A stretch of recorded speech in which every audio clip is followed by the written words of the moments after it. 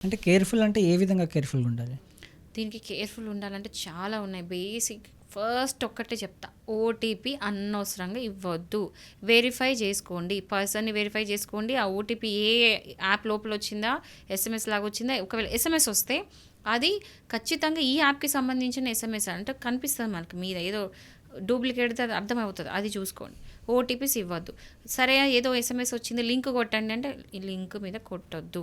ఇంకోటి ఇదంతా కాకుండా ఇట్లా రాగానే ఇట్లా స్కాన్ చేయండి అనగానే ఆ స్కాన్ చేస్తాము. స్కాన్ చేయగానే మీ అకౌంట్ డీటెయిల్స్ మీ అన్నీ వెళ్ళిపోతాయి వాళ్ళకి.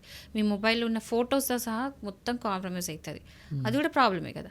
వచ్చిన పర్సన్ ఒకవేళ ఓటీపీస్ మీద బాగా ప్రెషరైజ్ చేస్తే ఐడీ చూపిమని అడగండి. అంటే వాళ్ళకి ఇప్పుడు స్విగ్గీ అన్నారు. ఆ స్విగ్గీలో ఉన్న పేరు, వాళ్ళ ఐడీ 2 మ్యాచ్ అయితున్నాయా లేదా అని చూసుకుంటే మనకి సగం చెప్పండి 90% ప్రాబ్లమ్ సాల్వ్డ్. అండ్ ఫుడ్ ఇస్తే కూడా ఎవరు ఏంటని చెప్పేసి డోర్ ఓపెన్ చేయకండి. లోపలికొచ్చే ఛాన్సెస్ ఉన్నాయి. సో బయట నుంచే చూసుకొని లోపలికి రానియకుండా బయట నుంచే ఫుడ్ తీసుకోవడానికి ట్రై చేయండి.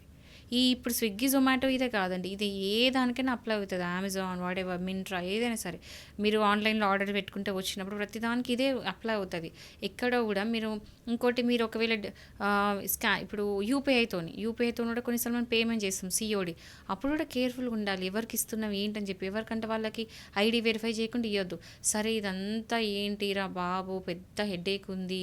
ఇంత హెడేక్‌కి ఒక ఆన్‌లైన్ ఆర్డర్ పెట్టుకుంటే ఎంత కేర్‌ఫుల్‌గా ఉండాలి అని మీకు అనిపియొచ్చు.